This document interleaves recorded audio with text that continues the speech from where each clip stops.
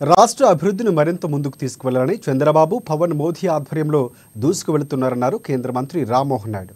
కేంద్ర సివిలైజేషన్ మినిస్టర్గా వచ్చిన తర్వాత నూతన ఎయిర్పోర్టుల్లో కెపాసిటీ బిల్డింగ్స్ కనెక్టివిటీ విషయాల్లో ముందుకు వెళుతున్నట్లు వెల్లడించారు. నెల 1 నుంచి ముంబైకి ఎయిర్ బస్సుని ప్రారంభించామని, ఇప్పుడు మళ్లీ దేశ రాజధాని ఢిల్లీకి కనెక్ట్ అయిందన్నారు.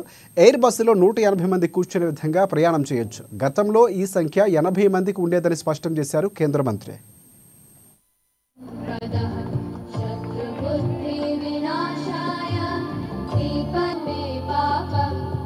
ఢిల్లీకి నూతన ఫ్లైట్ ని మన రాజమహేంద్రవరం నుంచి ప్రారంభోత్సవ కార్యక్రమంలో పాల్గొనడం జరుగుతుంది. మీడియా మిత్రులతో సహా అందరికీ కూడా మరొకసారి నా హృదయపూర్వకమైనటువంటి నమస్కారాలు తెలియజేసుకుంటున్నాను. వాస్తవంగా అయితే ఈరోజు పార్లమెంట్ సెషన్స్ కూడా జరుగుతున్నాయి. 1 గంటకి క్యాబినెట్ మీటింగ్ కూడా ఉంది.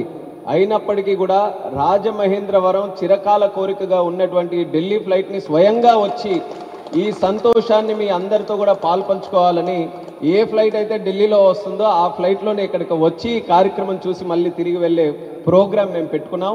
మరి ఇందులో ఎంతో ఉత్సాహంగా మన పురంధేశ్వరి గారు, అలాగే కాకినాడ ఎంపీ కూడా ఇందులో పాల్గొనడం జరుగుతుంది. ఎన్డీఏ ఢిల్లీలో ఎంత బలంగా ఉందో చెప్పడానికి కూడా మేము ముగ్గురు ఒక ప్రతీక అనేది కూడా తెలియజేసుకుంటున్నాను.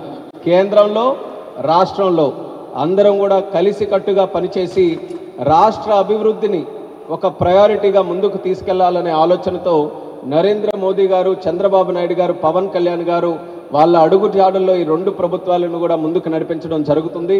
నాకు కూడా ఒక బాధ్యత, కేంద్ర సివిల్ ఏవియేషన్ మినిస్టర్గా వచ్చిన తర్వాత మన ఆంధ్రప్రదేశ్ రాష్ట్రానికి నూతన ఎయిర్పోర్ట్లు కావచ్చు, ఉన్న ఎయిర్పోర్ట్లో కెపాసిటీ బిల్డింగ్ కావచ్చు, దానితో పాటు కనెక్టివిటీ కావచ్చు, వీటన్నిటిని కూడా పెంచాలనే ఆలోచనతో